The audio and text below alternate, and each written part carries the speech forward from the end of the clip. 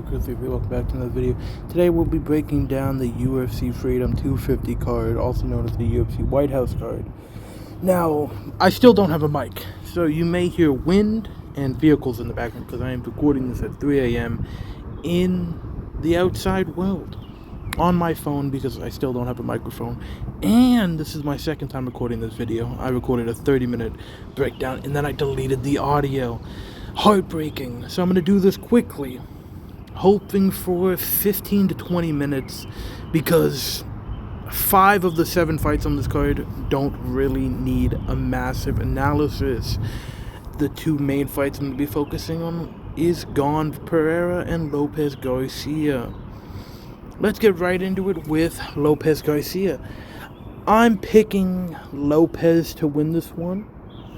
I think the grappling edge and the power difference is really going to separate in this fight. I think Garcia is really talented, but I think this is too much too fast. He's getting a massive step up from David Onama to Diego Lopez, who gave Movsar his hardest fight and knocked down Volkov in both of their fights. He's talented, and Diego Lopez just beat Gene Silva a few months ago. Steve Garcia, very technical on the feet, has a lot of power, but that's about it. He walks forwards, he throws high volume boxing combinations. He's really good straight punches, but he's chinny and he doesn't have good grappling. And Diego Lopez is one of the best chins in the featherweight division, has incredible power, and is a phenomenal jiu-jitsu practitioner and has decent wrestling. Even though he doesn't really implement his wrestling as much as he should, he prefers to stand and bang. I think both outcomes in this fight result in Diego Lopez finding a finish. This definitely isn't going to decision. I think the looping punches of Diego Lopez is going to give Garcia problems. I think the aggression of Lopez is going to give Garcia problems.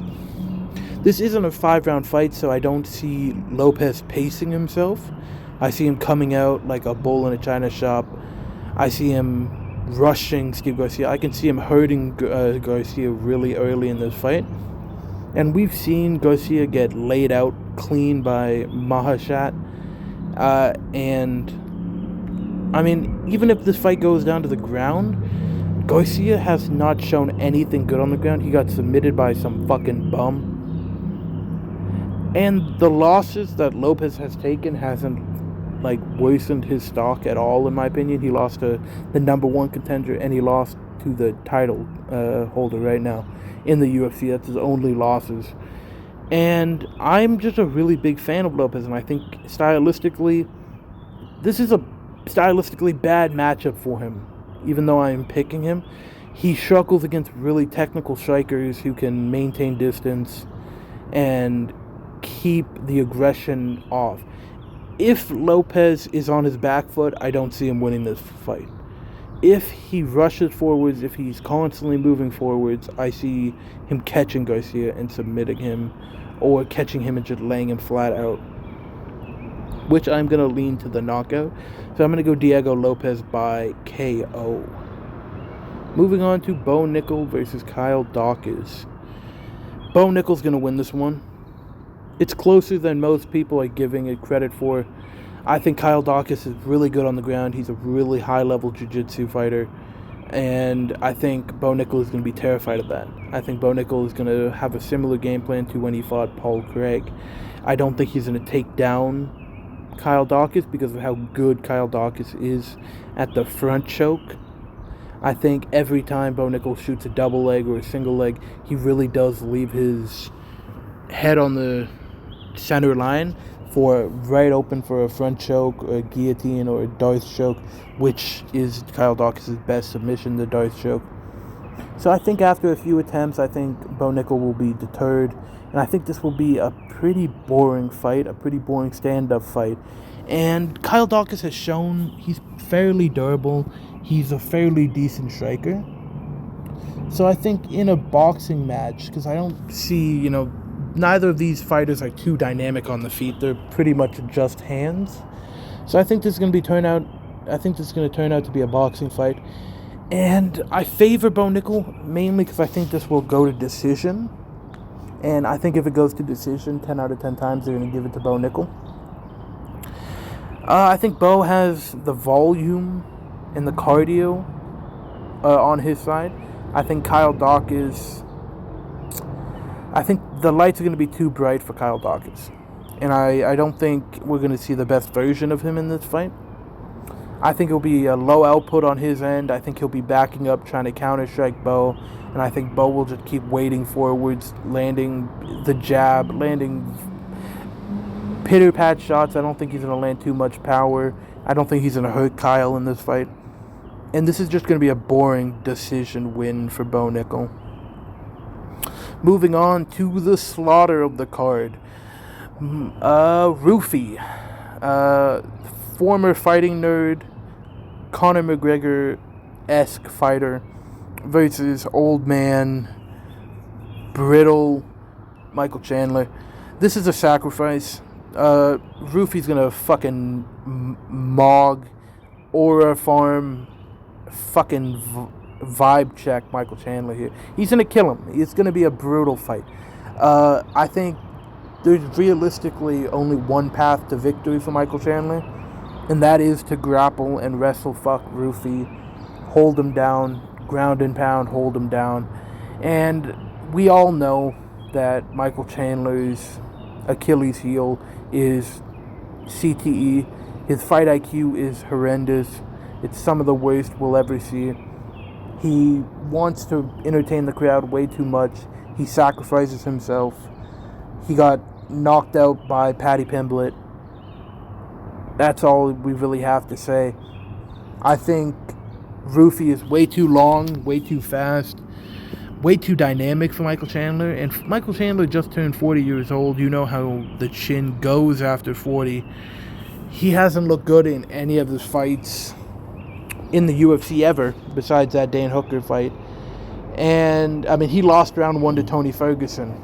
Like, he's just here to get knocked out cold. I think regardless of this, he still fights Conor McGregor. I think he gets a, post-fight interview, unless he gets flatline KO, which is a possibility. I can see Roofy staying away from the kicks in this one due to the fear of getting taken down. So I can see him taking more of a boxing approach. And even with his hands, I think he's way too powerful and way too precise for Michael Chandler, who kind of just wades forwards with his chin on the center line. And I think he knocks out Roofy, or I think he knocks out Michael Chandler in the second round. I think Michael Chandler will get hurt in the first, but manage to survive by getting a desperation takedown, holding him against the fence. But I think Roofy finds the KO. I don't think this goes to the scorecards. Regardless of who wins, I don't think this goes to the scorecards. So, I'm going to go Roofy round 2 KO by no-look left hook. Moving on to the heavyweight bout of the evening, Josh Hokit versus Derek Lewis. Depending on the version of Derek Lewis that we get in this fight, it could be a competitive fight. But the version I'm going to go off of is the version we most recently saw, which is a brittle, unmotivated, giving up version of Derek Lewis. And I think he pulls the same thing here. I think after about a minute of striking with Josh Hokit, I think he'll wilt, and I think he'll lay on his back, and I think he'll get ground and pound finished. I mean, Derek Lewis's only shot in this fight is to hope that Josh Hokit fights him recklessly and Derek Lewis finds that big right hand or that big fucking uppercut. But I don't think so. I think Josh Hokit knows the threat of Derek Lewis, and I think Hokit's going to be able to use his speed to hit him and not get hit. I think the wrestling threat is a very high possibility of being implemented here. If Josh Hokit is struggling on the feet, he has that in his back pocket. He's a fantastic wrestler for heavyweight. Derek Lewis obviously is not a wrestler, is not good, is just fat. I think he'll be able to take down Derek Lewis at will, and if Josh Hokett takes down Derek Lewis, I think that's the end of the fight. I think Derek Lewis will just be on his back, won't be able to get him up, and Derek Lewis will just get ground and pound finish. I think Hokett just finds Mount and just rains down ground and pound and finishes him. Or on the feet, I can see him pretty much speed mogging Derek Lewis, and Derek Lewis getting hit by one too many punches, giving up, laying on his back, and just getting TKO'd. When this fight was originally announced after the Curtis Blades fight, I tweeted out saying, this seems like a fight Derek Lewis is going to knock out Josh Hokett in. But just seeing Derek Lewis fight Waldo Cortez Acosta, rewatching that fight really broke my heart. Derek Lewis is in it for a paycheck. He isn't going to, make a world title run. He doesn't care. It's kind of like Kevin Holland, where any sign of adversity, he kind of gives up and wilts. But at least Kevin Holland won't get knocked out, while Derek Lewis will get knocked out cold. And even though Hokett is a small heavyweight, he packs a lot of power in his punches. And I think we get Hokett on the mic at the White House card after a round 1 KO. I think that's the safest bet on this entire card, Hokett by KO. I think it's like a minus 120, which is a fucking steal. Remember I said, your Hillary is in the background. Moving on to the featured fight of the evening, Sean O'Malley versus Ayman Zahabi. Ariel Helwani is going to get knocked out, or get dominated to a decision. The only reason why people are picking Ayman Zahabi is because he has some good wrestling, which even at that, I don't think it's high level enough to really be able to do much to Sean O'Malley. Sean O'Malley has shown that he has good wrestling, but against Merab, you can't really do much. Sean O'Malley's way too precise, way too fast, way too good at striking for Ayman Zahabi.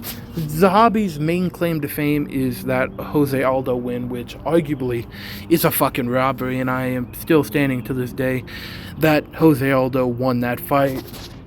But his durability's fading. He got hurt by Marlon Vera. He got almost knocked out cold by Jose Aldo. He gets hurt in a lot of his fights. He gets rocked, then comes back. Zahabi follows the game plan really well. He adapts really well. He's very basic on the feet. He's not going to throw any spinning kicks. He's going to stay tight. He's going to have decent defense. He's going to land his boxing combinations. He's going to take you to a decision because he has no power. And his wrestling game is very limited. And he's even said he's not going to really wrestle in this fight. And I think that's going to be the downfall. I think in a 15-minute fight, not many people are going to be able to outstrike Sean O'Malley. I think Sean O'Malley's going to land his punches at will. I think Zahabi's going to get frustrated and walk forwards and get caught by a lot of straight punches. I think the leg kicks will be there.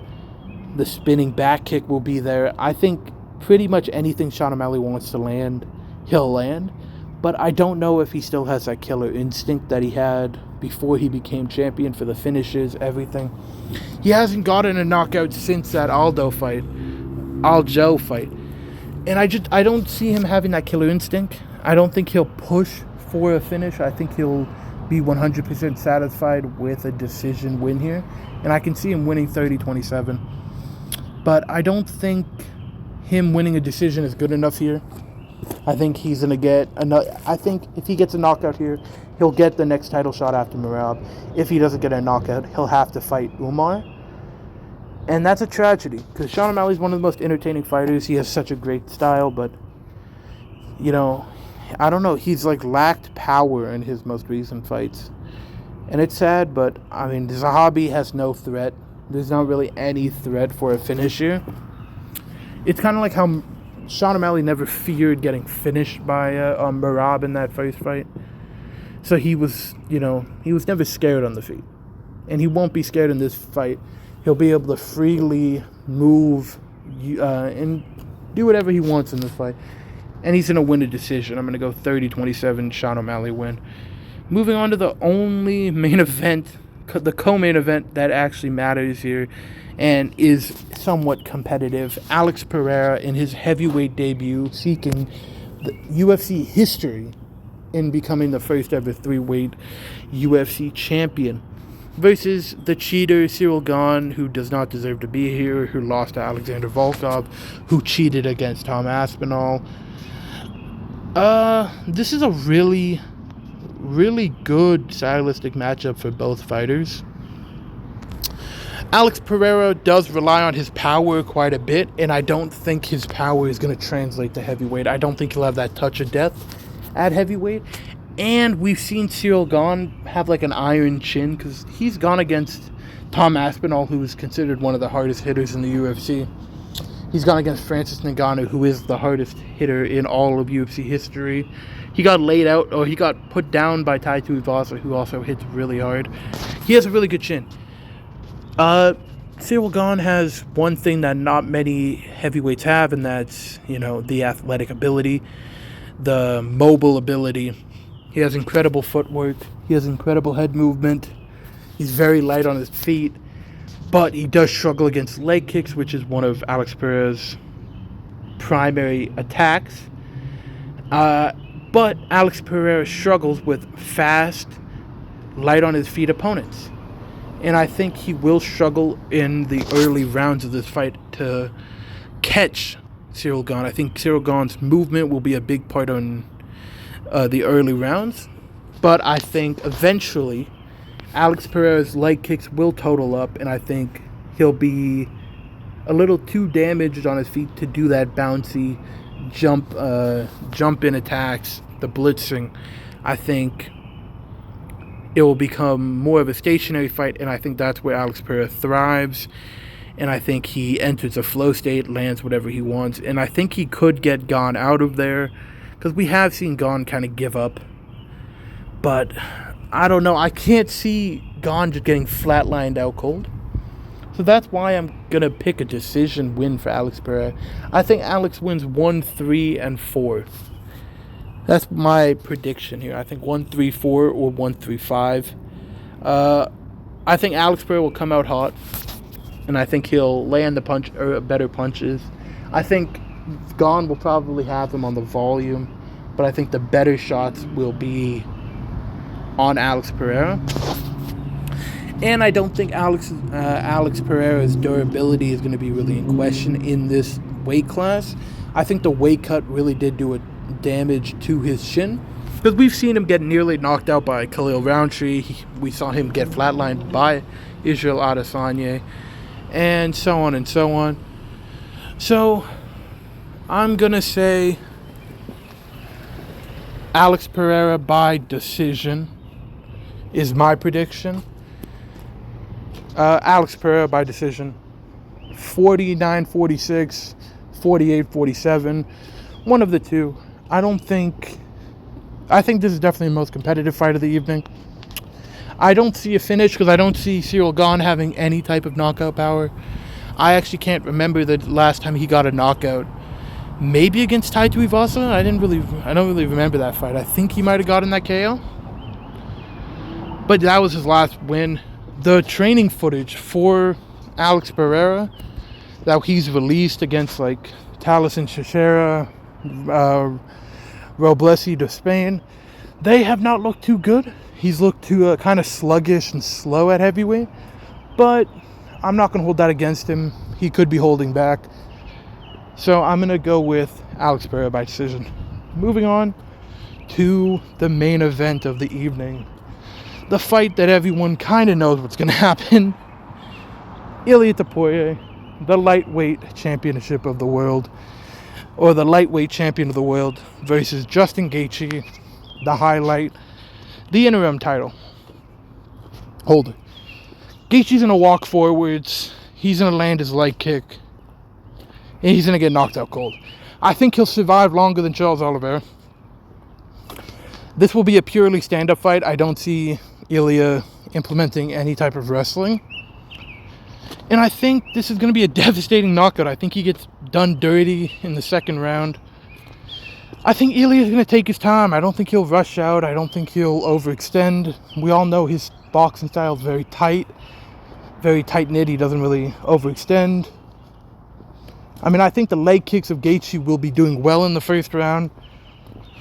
But I think just that first shot that Ilya lands is gonna really knock out Justin Gaethje bad, or rock Justin Gaethje bad, and then the follow-up shots of Ilya are gonna be devastating.